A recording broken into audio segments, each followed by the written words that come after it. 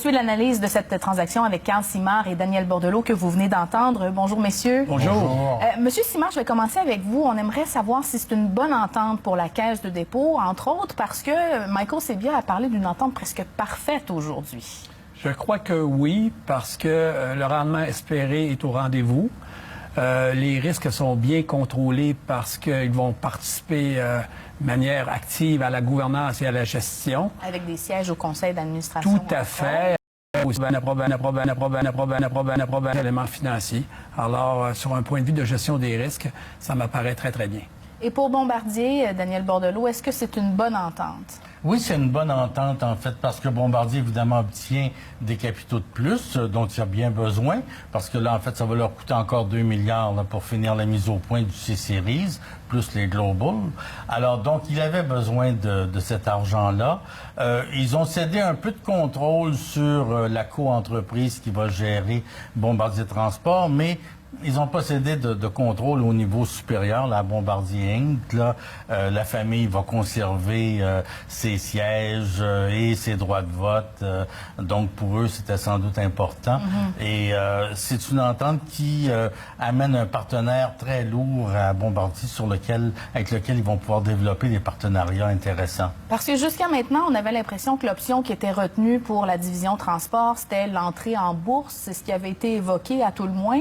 En quoi, M. Simard, c'est mieux d'avoir un partenaire privé que d'avoir plusieurs partenaires publics en bourse, par exemple? Moi, je pense que ça améliore la gestion des risques parce que, à titre privé, moi, j'aurais jamais investi dans Bombardier, mais je peux comprendre qu'un investisseur privé qui a un grand contrôle sur la gestion par la suite des risques, ça m'apparaît mieux.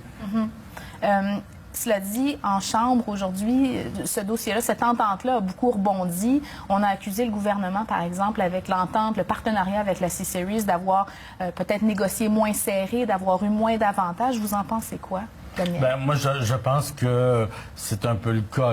L'entente sur le C-Series, il me semble qu'il aurait fallu, à tout le moins, que le gouvernement obtienne peut-être un avantage, par exemple, en diminuant le nombre de droits de vote de la famille et obtiennent un certain contrôle. Là, ils ont mis de l'argent dans le C-Series. Ils n'ont pas l'air à avoir beaucoup de contrôle sur ce qui va se passer dans la co-entreprise. Alors, je pense qu'effectivement, la Caisse a fait un beau travail. Est-ce que vous pensez, vous, M. Simard, que le gouvernement a été en mesure d'aller en chercher un peu moins? Je crois que le gouvernement aurait pu faire autrement. Peut-être qu'il aurait pu confier la gestion de cet investissement à la Caisse de dépôt de placement, qui est habituée à faire ce genre d'investissement, qui a les ressources humaines pour le faire également. Tandis que le gouvernement, c'est pas fait pour gérer de l'argent. C'est pas fait pour gérer des investissements. Alors moi, j'aurais préféré que le milliard soit mis via la Caisse de dépôt de placement pour que la Caisse de dépôt puisse également le gérer. Pourquoi, justement, la question qui se pose, c'est pourquoi la Caisse semble faire confiance à la division transport et pas à la division de l'aéronautique avec le C-Series? Ben, il faut dire que le transport ferroviaire, c'est beaucoup moins risqué que l'aviation. La plupart des compagnies de chemin de fer appartiennent à un gouvernement. Ces gouvernements-là, normalement, font pas faillite. Donc, vous êtes payé. Des fois, ça peut prendre du temps, mais vous êtes payé. Le rendement est peut-être un peu moins grand que dans l'aviation, mais plus sûr. Alors, et ça correspond un peu au profil que la Caisse cherche à se donner, c'est-à-dire investir dans des infrastructures ou encore des fournisseurs de matériel pour infrastructures. Et ça, Bombardier Transport est en plein dans le mille. Cela dit, Bombardier Transport, même si les revenus sont stables, le carnet de commandes est extrêmement bien garni, c'est 30 milliards de dollars au carnet de commandes, on ne fait pas énormément de profit. Est-ce que la Caisse, par exemple, M. Simard, pourrait s'imposer et exiger des changements dans cette structure? Définitivement, ils doivent le faire également parce que autant les actifs ont été improductifs, les ventes n'ont presque jamais généré de vrais bénéfices. Alors là, il y a vraiment une restructuration des opérations.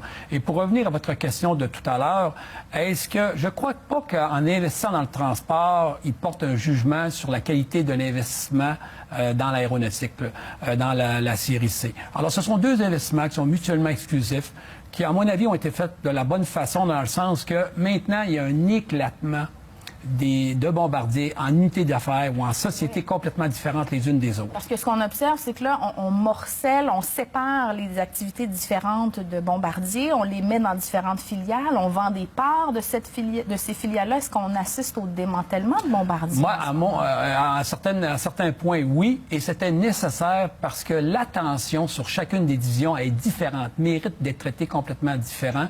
Ce sont des risques différents.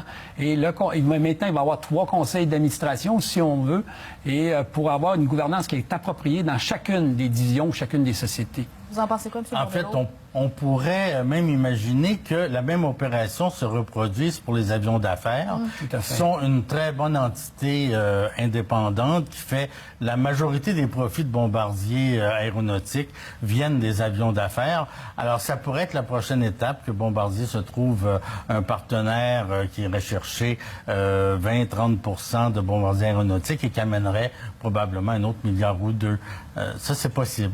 Là, on en est quand même à plus de 3 milliards de dollars si on combine les investissements annoncés par le gouvernement et par la Caisse de dépôt et placement, qu'on se considère comme contribuable ou déposant. Est-ce que nous, en tant que Québécois, aujourd'hui, on va en avoir pour notre argent avec ces placements-là? Bien, ça sauve des emplois et ça va permettre d'augmenter les emplois. Comme là, ce matin, il y a une rumeur qui circule, c'est qu'il y a un C-Series, le CS-100 de Swissair, là, qui est chez United Airlines aux États-Unis, en train d'être examiné par United. Et là, il y a des rumeurs qui veulent que Bombardier active une 2e ligne de montage plus rapidement que prévu. Moi, je suis pas convaincu là, que c'est ça qui va arriver, mais à tout le moins, ça fait des emplois de plus au niveau du C-Series. Au niveau du transport, ça change pas grand-chose au niveau des emplois, mais s'il y avait les avions d'affaires, il y a des emplois à Montréal, beaucoup. Oui, absolument. On se pose la question, cela dit, après tous ces milliards pompés par la Caisse de dépôt et par Québec, est-ce que Bombardier a encore besoin de l'aide du fédéral, par exemple? Je crois que oui, parce que la série C a besoin de beaucoup de stabilité et de pérennité financière pour gagner la confiance de leurs clients. Alors, effectivement, il faut rajouter des milliards pour assurer tous les clients et les clients potentiels que la série C est là pour demeurer. On parle beaucoup de série C. Or, aujourd'hui, le placement, c'est dans Bombardier Transport. On a l'impression qu'il y a quand même un phénomène de vase communicant, si on veut. Est-ce que si le programme C-Series ne devait ne pas fonctionner, par exemple, est-ce que ça affecterait la valeur de l'investissement dans la division transport? Aucunement. Non, mais malgré tout, si la maison mère commence à mal aller parce que le série C va mal, il est évident que ça a certaines répercussions là, tout au long de la chaîne. Et puis, bon, au niveau des emprunts et tout, c'est la maison mère qui emprunte et qui a une cote de crédit et qui doit payer des intérêts. Alors, et ça, cette maison, ces crédits-là s'en vont chez Transport et chez Aéronautique après. Alors, évidemment, il y a un certain lien, là. Le patron de Bombardier disait ce matin, M. Bellemare, qu'ils étaient en quelque sorte sortis, ils avaient émergé de la zone de risque. Est-ce que vous croyez que Bombardier est maintenant sur les rails, sans vouloir faire de jeu de mots? Ils sont dans la bonne direction. À dire qu'ils sont sur les rails, non, il reste beaucoup d'ouvrages, beaucoup de restructuration, de gains d'efficacité dans les opérations, parce qu'il faut l'avouer, les opérations ont été déficitaires de beaucoup dans les dernières années. Beaucoup d'actifs, peu de rendement sur ces actifs. Alors vraiment, il faut aller gagner de l'efficacité et de l'optimisation dans les opérations. Mais là, l'important, là, c'est vraiment qu'ils arrivent à faire 1 ou 2 grosses ventes de C-Series. Parce que, bon, monsieur a raison, là, il faut améliorer la productivité du transport, mais le vrai problème majeur, incontournable, c'est la mévente du C-Series. Ça fait plus d'1 an qu'il s'en est pas vendu. Et là, s'il s'en vend une centaine à United, c'est un premier pas, mais il faut qu'ils en vendent une centaine à tous les ans parce que ça correspond à la capacité de production de leur usine. C'est une centaine d'avions. Oui, à tout le moins, au moins l'appareil va entrer en service là, au cours des prochains mois. Ça va peut-être leur donner un petit coup de main, là. Oui, c'est à ce niveau-là, c'est la certification. Bombardier a terminé tous ses vols. Là, Transport Canada est en train de reviser tous les papiers et de s'assurer que tout est conforme parce que Transport Canada, quand ils prennent une décision, c'est valable pour tous les pays du monde là, qui prennent ce document-là et le reproduisent. Alors donc, Transport Canada va regarder à 2 fois plutôt aucune. Et peut-être que la certification arrivera dans le mois qui vient ou sinon au début de janvier. Là. Mais là c'est purement du travail administratif. Ben, ça semble imminent. Merci à tous les deux d'avoir Merci été là. beaucoup. Merci.